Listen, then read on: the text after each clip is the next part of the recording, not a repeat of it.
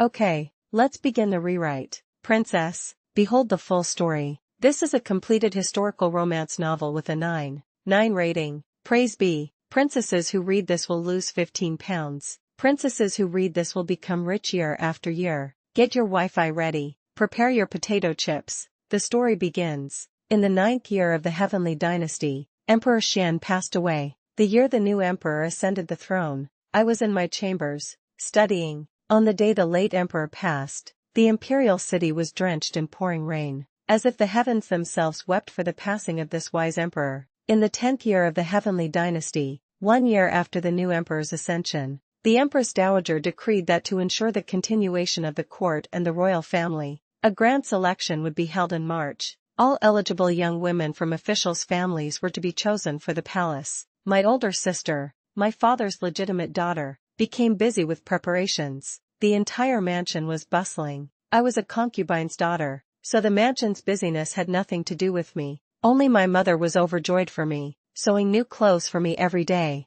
They were even made from my mother's dowry. My mother asked if I was happy. I replied that I was very happy. How could I not be happy about such a joyous occasion? On March 15th, my sister and I traveled by carriage to the imperial palace. What I remember most that day was my mother's tearful gaze. My mother said she was very happy that I had a chance to escape this hard life. Before getting into the carriage, I glanced at my sister's magnificent silk dress, then looked down at my own slightly yellowed, simple skirt, thinking I would probably disappoint my mother. On the day of the grand selection, the palace was decorated solemnly yet beautifully. Before meeting the Emperor and Empress Dowager, we were to rest in a side hall to relax. There were many beautiful women in this selection. I secretly ate a few plums and was scolded by my sister for having no manners. I had never seen such delicious things, and I probably wouldn't have the chance again. Finally, the selection began. My sister was exceptionally beautiful and talented.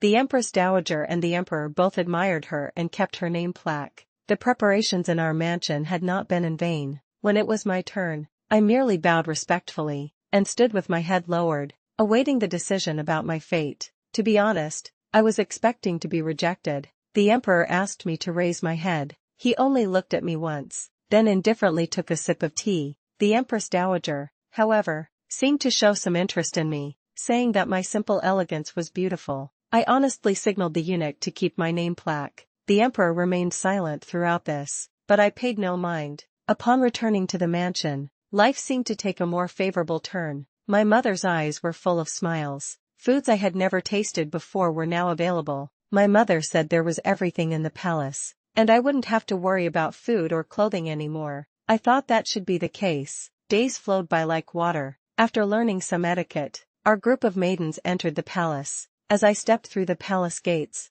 I looked back. The weather that day was truly beautiful. In the front hall, our titles were announced. My sister was conferred the title of Jean Chong Kai, Jean Constant Companion. As for me, getting Yundaing, Yun Attendant, was also as expected. Eunuching Mama led me and my maid from the mansion, UK, towards the inner palace. I remember walking for a long time that day. My feet hurt. We finally reached a secluded small courtyard. The walls of the courtyard were covered in green vines, making it very peaceful. Upon entering the courtyard, I found that although it was small, it was very charming. They led me into a small house within the courtyard and told me that another young mistress would be sharing it with me, but she was currently ill, and would arrive once she recovered. Although I had no companion, I felt very comfortable. In the mansion, I only had my mother for company. In the palace, I was assigned 2 maids and 2 eunuchs. They both looked like young, inexperienced boys and seemed unreliable. UK, whom I brought from home, seemed better. I greeted them and then told them to rest. I asked UK to help me settle down. The maids diligently poured tea and made my bed before leaving. I rested for a while. The imperial kitchen sent a few dishes and some pastries. They weren't particularly exquisite, but they were better than what we had at home. After all, it was the palace. I distributed some of the trinkets my mother had saved over the years to the servants and shared a plate of pastries. The young eunuchs all laughed, saying they had found a good mistress. The maids were older and, after thanking me for the reward, sent the eunuchs away. I was happier than I had been that morning. UK always urged me to go out for a stroll. I wasn't very keen. I was used to being confined at home. Moreover, As a lowly attendant, I was afraid of encountering a person of high rank whom I might not recognize. Since entering the palace, I had only paid respects to the empress and recognized Consort Shin, Consort Shu, and Consort Xian.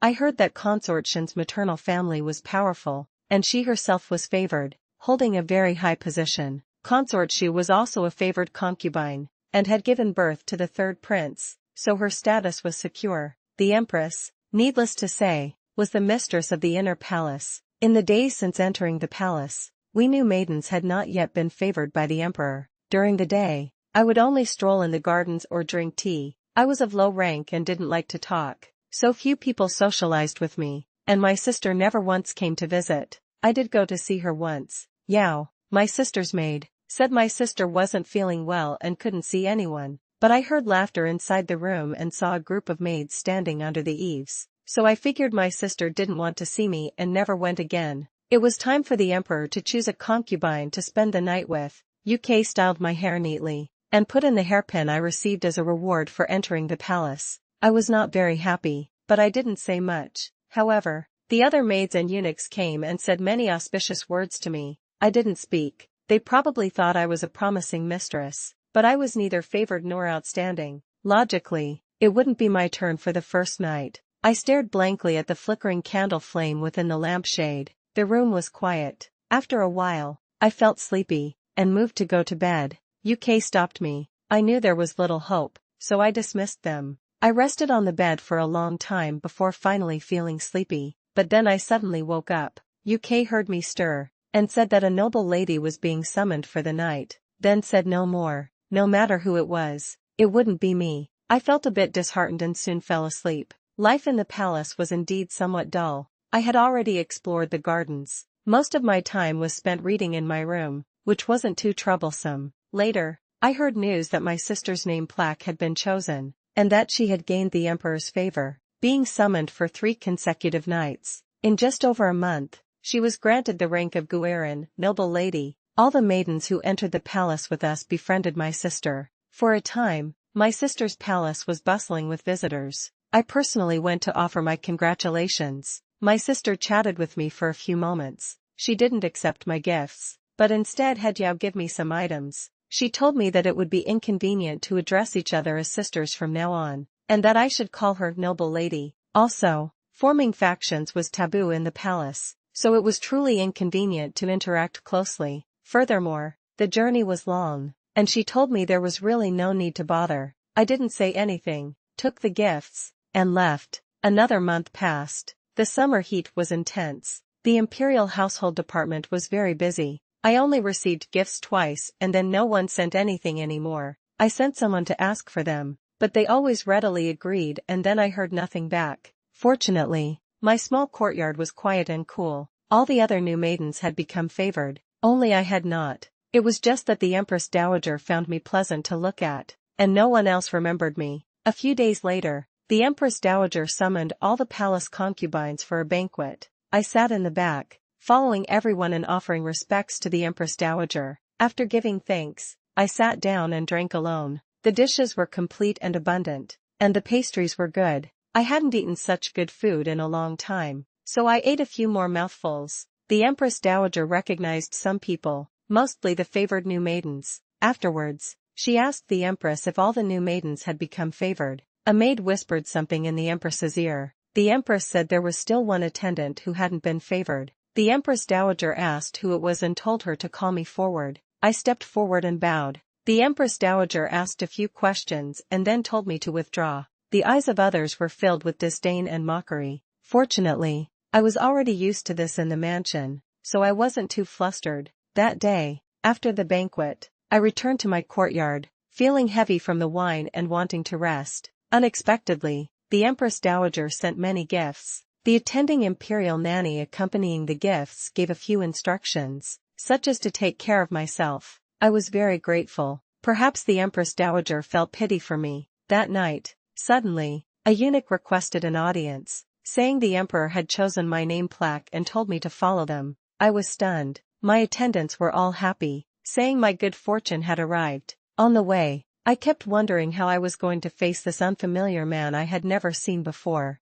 Upon arriving at a side hall of the Qingming Palace, I was led by A to bathe, then I was taught some blush-inducing things, and was then wrapped and sent to the emperor's bed. At that time, the emperor had not yet arrived. I opened my eyes and looked around the imperial bed, only seeing the dazzling imperial yellow. Not long after, I heard movement outside. A handsome, stern man lifted the bed curtains and climbed in. He didn't speak, and I didn't dare to speak either. After a while, he spoke. "What's your name?" I replied. "Your concubine is Yunsher." He didn't say anything. He frowned, seemingly in a bad mood. I didn't dare to speak. After a while, I felt sleepy. Just as I was about to fall asleep, he pressed down on me, pulling away the tight blanket between us. My little love began to nibble at my neck. I was scared and wanted to say no, but I didn't. He bit my shoulder, with no intention of letting go. The force grew deeper and heavier. My body felt as if it was being pushed by something. Finally, he entered me. He bit all over my body. After it was over, he didn't say anything more to me, but as I vaguely fell asleep, I felt someone touch my head. The next day, when the emperor saw I had become a Chongzai, constant companion, the empress sent many gifts. Even my sister's place received gifts. I looked at the deep purple bite marks on my body. Some places were even bleeding. I thought this was probably my compensation. Afterwards, I went to the empress's residence to express my gratitude. I encountered Consort Shin. Consort Shin congratulated me on finally being favored, and then said nothing more to me. I thanked her, and returned to my palace after the empress said she was tired. The weather grew hotter. The palace was preparing for the summer retreat. Everyone in the palace was busy. It had been half a month since the emperor had favored me. The emperor had not seen me again. In this half-month, my sister had been favored twice, Consort Shin twice, and Consort Shu once. The remaining concubines had not been seen by the emperor. It wasn't that I paid attention to these things. It was UK who always talked about them beside me. After hearing her nag so much,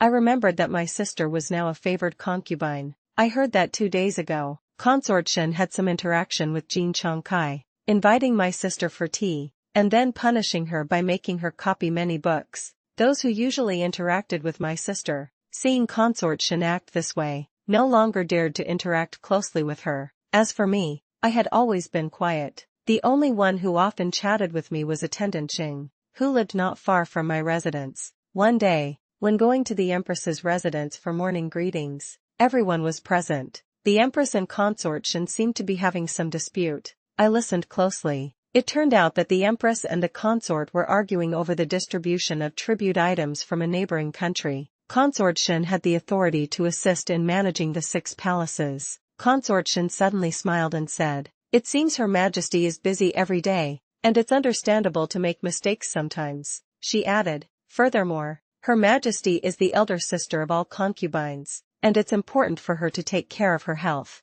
These small matters, your sister can handle on your behalf." The empress's expression wasn't very good. However, the empress was still the empress, and some matters could not be handled by others. She said that the duty of the concubines was to bear heirs for the emperor, and she, as the empress, naturally had to bear the responsibility of handling palace affairs. For a moment, no one spoke. Then Consort Shu softened the atmosphere by saying, "Her Majesty and consort are exhausting themselves with official duties. It truly makes us sisters feel ashamed." For a moment, no one spoke. Suddenly, a eunuch from outside announced, "The emperor has arrived." Everyone became solemn. Led by the empress, everyone rose from their seats, bowed their heads, and curtsied. The emperor entered and exempted everyone from their bows, and only then did everyone return to their seats. I don't know if it was my imagination, but the emperor glanced at me. Then I heard the emperor praise the empress's complexion, and exchanged a few words with Consort Shin.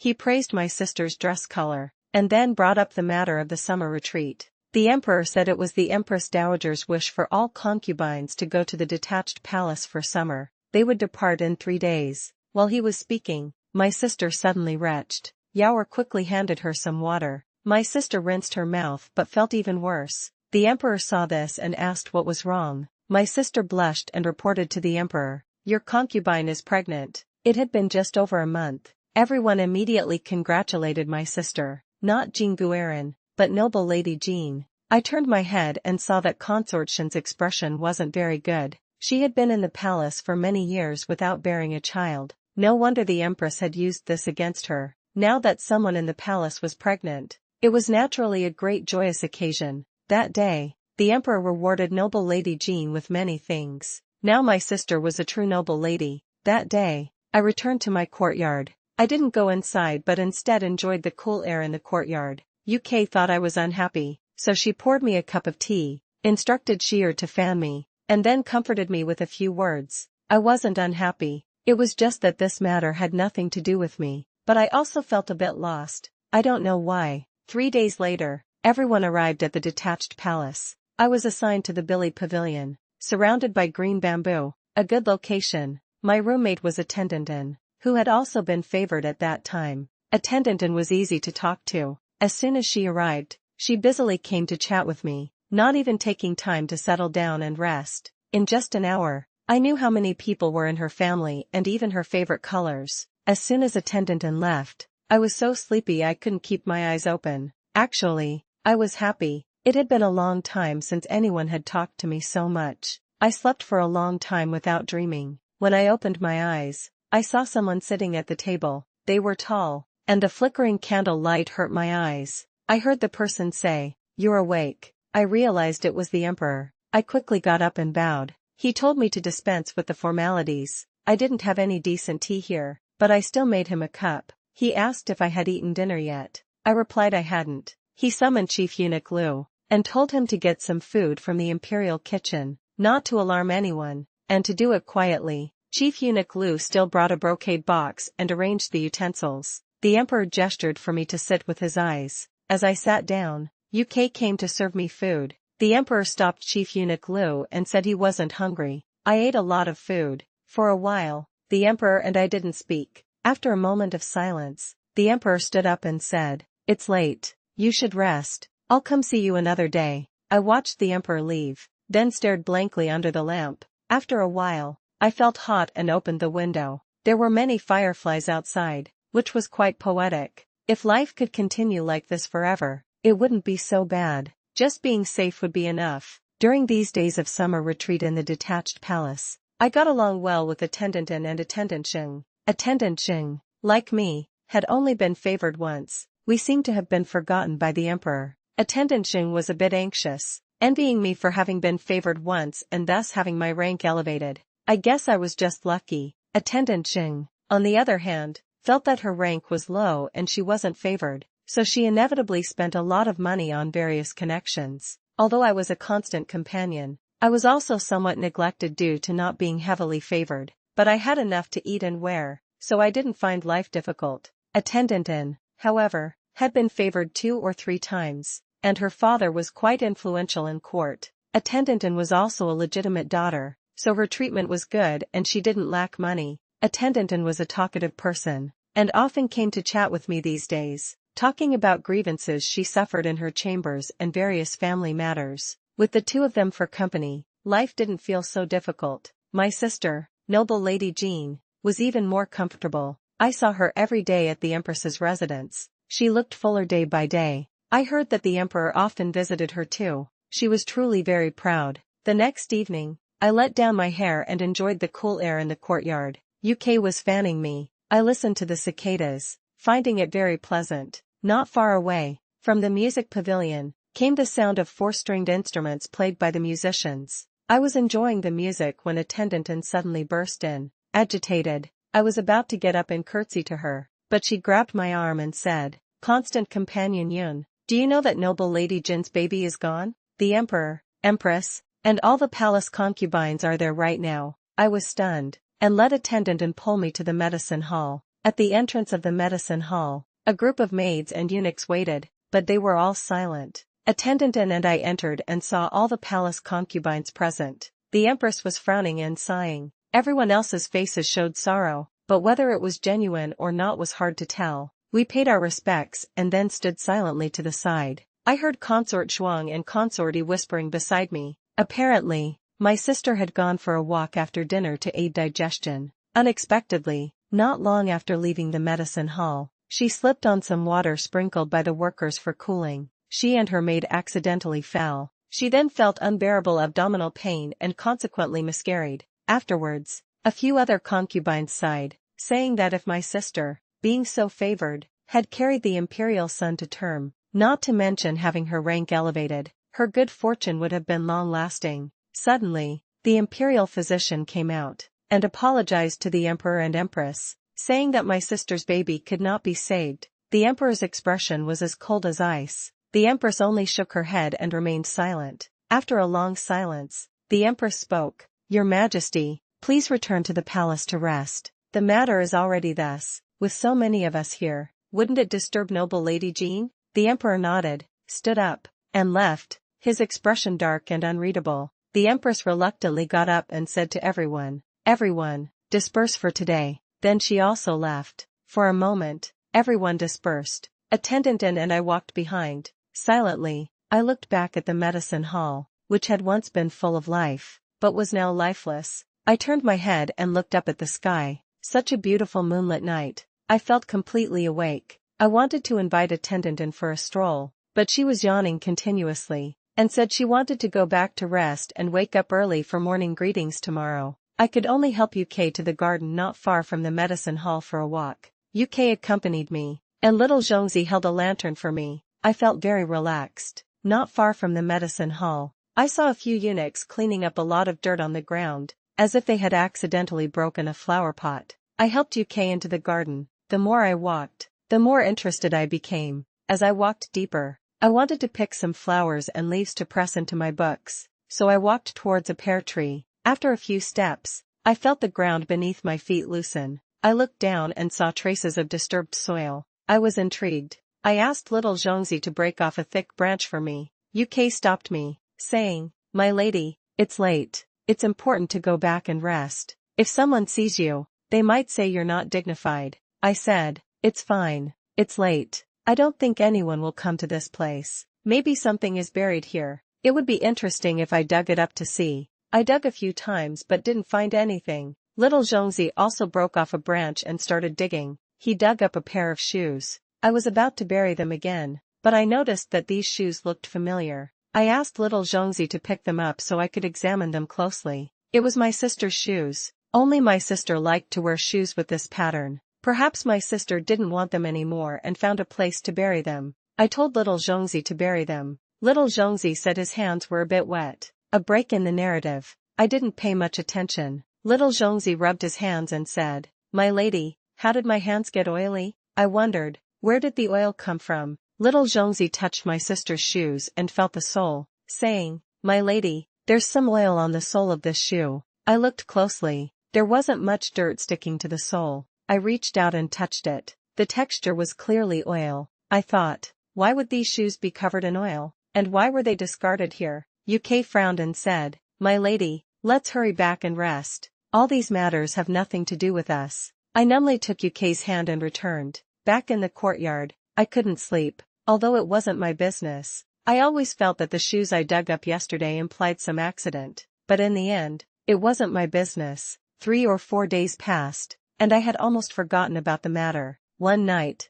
I felt hungry. I woke UK, telling her not to disturb anyone. I wanted UK to make me some pastries. Suddenly, I remembered I hadn't made pastries myself in a long time, so I went to the small kitchen with UK. UK was trying to help me and hold the lantern, but she accidentally slipped. I laughed, and UK also laughed. She shone the light and gritted her teeth, cursing the lazy maids for spilling so much oil and not cleaning it up. She said, "If my lady had stepped on it, how terrible would that be?" I said, "They also know I don't come to the kitchen. I wouldn't step on it. But you, my unlucky maid, did." I laughed. Just as I was about to start kneading dough, I suddenly thought of that pair of shoes. Could it be that my sister stepped on oil, not water, when she slipped? I shook my head and smiled, dismissing my own wild speculation. The next day, I had tea with Attendant and sighed, saying, "Life, is truly unpredictable. Look at noble Lady Jean.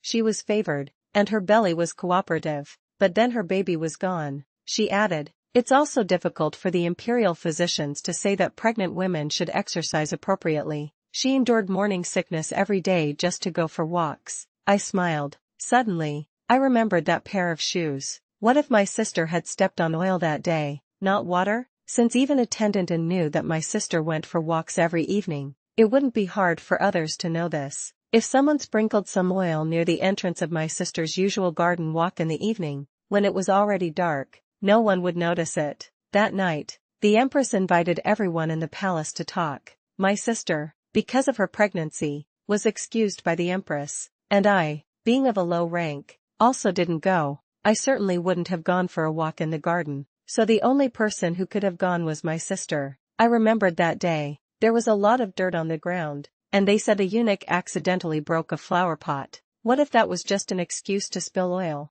Walking with a flower pot in hand is already unstable and requires a maid to help support you. If she stepped on oil, she would surely fall, and if she fell, wouldn't it cause a miscarriage? If someone then changed her shoes, it would be impossible to find out. Even if there was blood on her clothes, the blood-stained clothes would be changed and burned. It would truly be untraceable. Attendant saw that my face was somewhat pale, and thought I was unwell, so she quickly bid me farewell. I didn't care. These things I wasn't sure about. Perhaps it was just my own wild speculation. My sister didn't like me to begin with, and I didn't interact much with her. It wasn't convenient for me to meddle in her affairs. I was just an unfavored constant companion. Living a stable life was enough. Summer was almost over. Everyone was preparing to return to the palace. My sister's child was gone. She stayed in her palace all day. She didn't appear for daily morning and evening greetings. It was as if nothing had happened in the palace. That's how people in the palace are. If it doesn't concern them, they don't say much. Living a stable life is already difficult enough.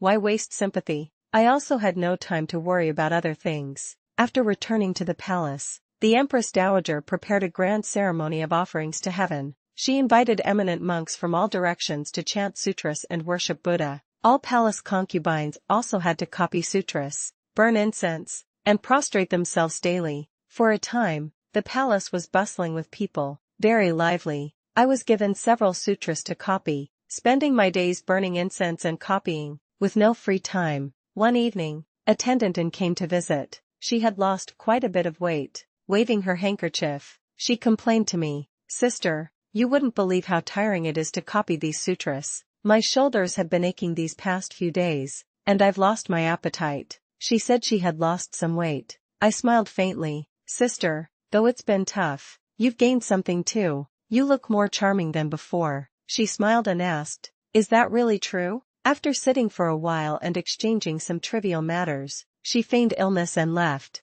I didn't understand the people around me. She leaned in and whispered to me, "Do you know the secret news in the palace these past few days?" I shook my head. She put on a profound expression and admonished me, "I'm telling you this, but you mustn't tell anyone else." I nodded. She whispered, "Consort Shen might be pregnant." I opened my eyes in surprise, then understood. Consort has been favored so often. Having children is only a matter of time. Attendant nodded. "Who says it isn't? But pregnancy inevitably invites jealousy. If it's like the last time and she can't keep it, that would be terrible." I was shocked. "The last time?" she said. "Why do you know nothing?" Consort's last pregnancy was an imperial son. Unfortunately, Consort caught a cold at the time, and coupled with her inherent weakness, the child wasn't saved. After that, Consort tried to conceive for 2 years without success. No wonder she's keeping it a secret this time. I asked curiously, "How did you find out?" She proudly said, "My maid went to the Imperial Medical Institute to get some medicine for me and change my prescription. My spleen and stomach haven't been well, and the imperial physician has been adjusting my prescription for a long time." My maid said the imperial physicians were indeed deliberating on a prescription and made her wait for a while. Although my maid wasn't close, she heard the imperial physicians arguing vaguely about a prescription for a concubine to ensure safe pregnancy, coupled with the fact that the consort has been frequently claiming illness recently. It's not hard to guess. Yesterday, I also heard Attendant Xing say a few words, so it seems like Consort Shin, being so favored, and now with a child, is truly blessed. I smiled. "Isn't she? This kind of good fortune is incomparable to others." Attendant echoed, "Indeed." Attendant sighed. "The emperor hasn't visited the inner palace for a long time. I wonder when this will end." She took a sip of tea and then bid me farewell. I suddenly felt the wind pick up and wanted to close the window. Looking up, I thought, "Oh no, the sky is dark and gloomy. It's probably going to rain tomorrow." UK came to ask me to rest. urging me to drink a bowl of soup when she arrived. I had been losing my appetite recently, so I thought of eating something to stimulate my appetite. I told UK to go to the Imperial Household Department tomorrow to get some hawthorn fruit. While thinking about it, I fell asleep. I woke up in the morning feeling that the room was dim and someone had arrived. It was Sheer who was serving me today. Seeing my confusion, Sheer replied that UK had gone to get things. I didn't say anything and let her dress me. As I was about to go out, Sheer stopped me and said that it was raining today, and that UK might have had trouble getting a sedan chair from the Imperial Household Department. I shook my head and said, "There's no need to ask for one in the future. On rainy days, many people ask for sedan chairs, and they might not get one. Besides, my rank isn't high, so it's better to avoid requesting a sedan chair." Sheer agreed. "In the future, consider everything before acting," I instructed. Sheer bowed her head in assent. Seeing me move, she quickly opened an umbrella and said, "My lady, wait. Sometimes, even if you get a sedan chair, you can't let them walk for nothing." I shook my head. By this time, the sedan chairs are already on their way. If I wait any longer, I'll be late. Let's go. Sheer opened the umbrella without a word and supported me to the Empress's palace. It was raining today, and the Empress's rheumatism flared up. She was feeling unwell. Many nannies asked everyone to sit in the side hall first and have some tea. After the nanny left, the side hall became lively. Those of higher rank gathered to chat, while the rest formed groups of 2 or 3 to talk. Attendant In, Attendant Jing, and I were together. I saw Attendant In pick up a pastry and put it into her mouth. Attendant Jing smiled and said, "Sister, you must be hungry, eating so quickly." Attendant In wasn't embarrassed and slowly said, "I woke up late today and didn't have time to eat anything to fill my stomach. You know my stomach can't last until after the morning greetings." I agreed. Indeed, it's better to eat something after the greetings, since the time is often uncertain. I doubt anyone really waits until after the greetings for a proper breakfast. Attendant In said, sending more food into her mouth. I heard some arguing from behind. Attendant In pulled me and told me not to look back, winking at me to listen quietly. It turned out to be Attendant Xia having a dispute with my sister, Noble Lady Jean. Attendant Xia said, "I was wondering who it was. Someone snatched my sedan chair early in the morning. It's Noble Lady Jean. You. I haven't seen you in a long time. You've come for morning greetings. Why today?" My sister's expression wasn't very good, but she wasn't willing to lose face. She said, "Paying respects to the Central Palace is a rule. My health hasn't been good these past few days, and Her Majesty the Empress kindly exempted me for some time. Now that I'm fully recovered, I naturally have to come for morning greetings. Today, it's raining, and sedan chairs are scarce, so naturally, those who request them early get them, and those who request them late do not. Besides, my health is just recovering. Sister, surely you wouldn't scold me for taking a sedan chair?" Attendant Xia gritted her teeth and smiled. "Sister is truly much better. Your words are also getting sharper. Yes, Sister has just recovered from a serious illness, so naturally, everything in the palace should prioritize Sister. What's a sedan chair compared to that? Since Sister has no child, everyone in the palace should cater to her." My sister's face grew worse, and she clutched her handkerchief tighter, but before she could say more, her maid stopped her. Everyone was also startled for a moment. Eunuch Xiaoyan, the Empress's close attendant, arrived. The eunuch said that the Empress had been feeling unwell since early morning. She had originally intended to force herself to see all the ladies, but after washing up,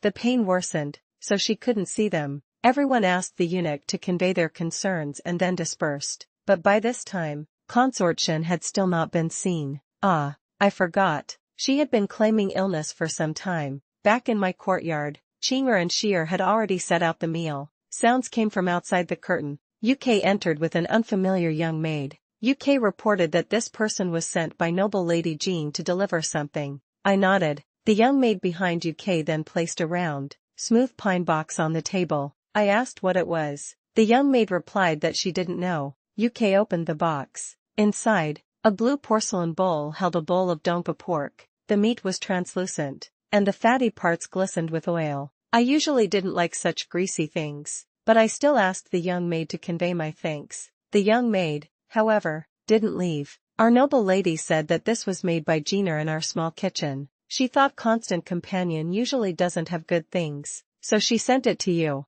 Constant Companion must finish it. Otherwise, it would seem Constant Companion doesn't appreciate the noble lady's kindness. I understood. She was here to show me disrespect. I had no choice but to force myself to eat a few mouthfuls. The meat was still cold, and I felt so nauseous that I couldn't help but vomit, making a mess. Only then did the maid excuse herself. I vomited for a long time. Drinking tea water didn't stop it. UK panicked and immediately told Shear to summon an imperial physician. After a long time, one was brought over. The imperial physician was very young, seemed newly appointed to the Imperial Medical Institute, and was very proper, and a bit timid. As soon as he entered, he knelt in a very deep bow. I was just a small Constant Companion, so I didn't dare to accept such a deep bow, and quickly told Chinger to help him up. After taking my pulse, the imperial physician seemed a bit happier. He said to me, "My lady, please rest assured, it's just an upset stomach.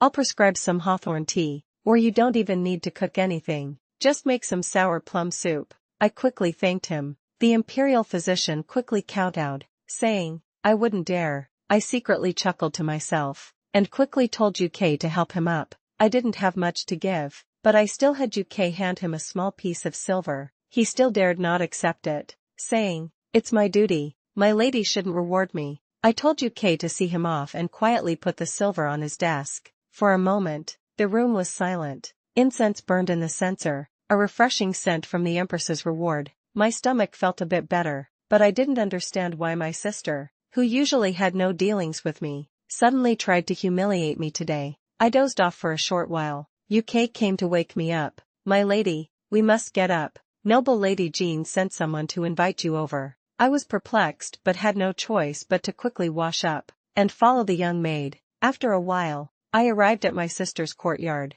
My sister sat in the main seat, drinking tea. I paid my respects to her. My sister acted as if she hadn't heard me, using the teacup lid to brush off the foam, and saying to the young maid next to her, "This tea isn't brewed well today. Next time, it should be brewed longer. The tea the Emperor rewarded us last time should be brewed." The young maid agreed. A moment later, my sister had drunk enough tea, and looked up at me. My knees were already aching from kneeling. My sister took pity on me and told me to get up. UK helped me up. My legs were so weak that I almost fell. My sister chuckled softly. "Now you're a proper young mistress. You're truly pampered and delicate. You've only knelt for a little while, and you can't even stand up." I remained silent, just gritting my teeth and trying to stand. My sister said with some anger, "I'm asking you a question. How dare you not even put this noble lady in your eyes now?" I quickly said, "Your concubine wouldn't dare. It's just that I'm not feeling well today." My sister sneered, "Not feeling well? Only when you come to see me today are you not feeling well.